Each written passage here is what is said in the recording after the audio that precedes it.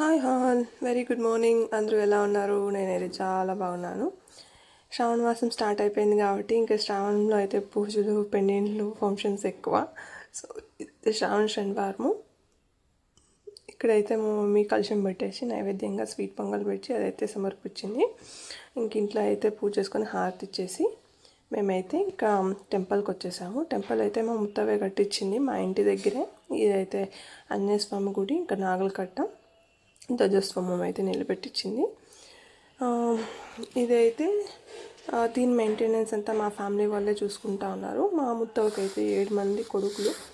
So దాంట్లో అయితే 6 మంది మా ఊర్లోనే ఉన్నారు, ఇంకొకరు అయితే వేరే ఊర్లో సెటిల్ అయ్యారు. ఇక్కడైతే ఇంకా ఎవ్రీ 2 months ఒక్కొక్కరు మెయింటెనెన్స్ చూసుకుంటున్నారు. దేవస్థానానికి కావాల్సినవి, పూజకు కావాల్సినవి.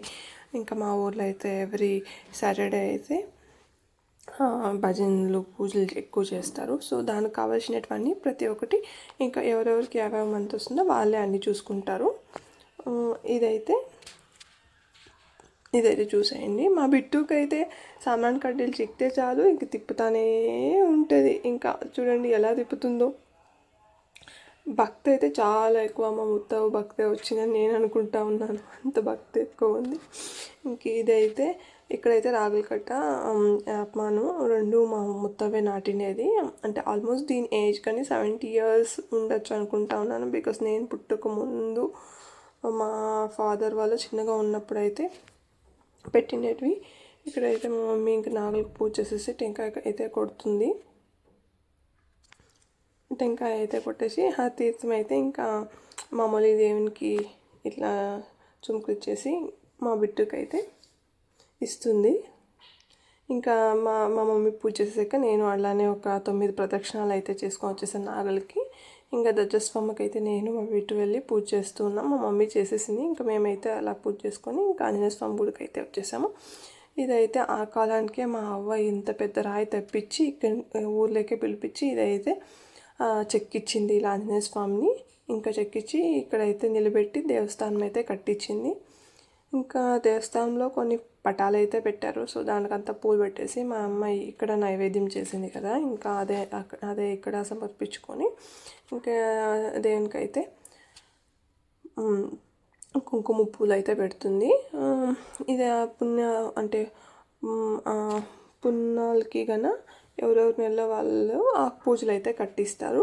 ఇంకా ఊర్లోటోళ్ళు వాళ్ళు ఏమైనా ముక్కుంటే వాళ్ళకి ఏమైనా కోరికలు ఉంటే వాళ్ళను కట్టిస్తూ ఉంటారు ఇట్లా ఆకు పూజ అయితే ఆంజనేయ స్వామి గుడిలో. దీన్నంతా చూసుకోవడానికైతే ఒక మనిషి పెట్టారు. సో వాళ్ళకైతే మంత్లీ శాలరీ లాగా ఇస్తారు. అంటే క్లీనింగు, ఇంకా ఎవ్రీడే దీపాలు పెట్టేది, ఎవరైనా పూజకి వస్తే వాళ్ళకి అంటే వాళ్ళ దగ్గరే అంటే మా ఫ్యామిలీలో ఒకరికి ఉంటుంది బిగం చేయి, ఇంకా అదే చూసుకునే వాళ్ళ దగ్గర అయితే ఒకటి ఉంటుంది. సో ఇంకా ఊర్లో ఎవరైనా పూజ చేసుకోవాలంటే వాళ్ళే అన్నీ చూసుకుంటూ ఉంటారు. మా మమ్మీ అయితే ఇక్కడ ఇంకా పూజ అంతా చేసుకొని ఇంకా టెంకాయ అయితే కొట్టేసింది. ఇదైతే చూడండి. ఒక్కొక్కసారి అయితే 2-3 ఆకు పూజ కట్టించినోడైతే తమలపాకులు అయితే ఎక్కువ ఉంటాయి. సో ఇంకా ఒక్కటి పెట్టే దగ్గర ఒక 4-5 అయితే పెడతారు. ఇంకా మా మమ్మీ పూజ చేసుకునేసాక నేను అయితే ఆంజనేయ స్వామికి ఇక్కడైతే పూజ చేసుకుంటా ఉన్నాను. ఇక్కడ పూజ చేసుకొని నేనైతే ఇక్కడైతే 5 ప్రదక్షిణాలు చేశాను. నేను యూజువల్లీ టైము కన్నా నాకు కొంచెం పేషెన్స్ ఎక్కువ ఉంటే 1 or 1 అలా ప్రదక్షిణాలు చేసుకుంటాను. ఆ రోజు అయితే నేను జస్ట్ ఒక 5 చేసుకున్నాను. 5 ప్రదక్షిణాలు వేసాను. సో నా వెనకంటే నా బిట్టును ఇంకా నేను ఎన్ని రౌండ్లు వేస్తే అన్ని రౌండ్లు నా వెనకంటే తిరుగుతూ ఉంది. చూసేయండి వీడియోలో నా వెనకంటే ఎలా వస్తుందో. టింగ్ టింగ్ టింగ్ టింగ్ అని వచ్చేస్తూ ఉంటుంది. భక్తి అయితే ఎక్కువ ఉంది మా బిట్టుకి అయితే. ఇస్తే పసుపు కుంకుమ సాంబ్రాణి కడ్డలు ఇస్తే కన్నా ఇంకా 24/7 దేవుని రూమ్లోనే కూర్చొని పూజ చేస్తూ ఉంటుంది.